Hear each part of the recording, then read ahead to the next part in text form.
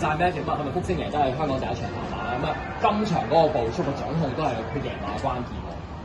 我覺得一嚟啦，二嚟檔位就幫到手啦，咁有好檔所有嘢都輕鬆啲，咁個檔位幫到手，慳咗少少力，拉屎佢就可以俾多一啖氣我，咁都坐多謝馬主同埋 Cody 俾佢幫跑佢啦，因為我第一次跑，係咯 ，thank you。咁呢匹馬係咪都算一匹幾容易操控駕馭嘅長驅力？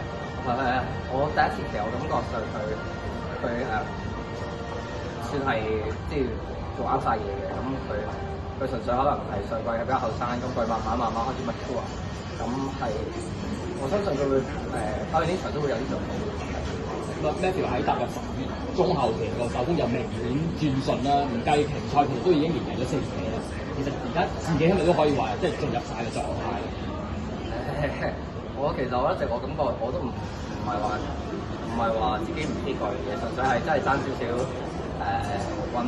即係贏輸爭少少運氣啦。咁可能慢慢即係有啲甩咁贏少少咁樣，但係各樣嘢又幫到手咁係啦。預祝繼續好運，繼續贏馬。唔該晒 Matthew，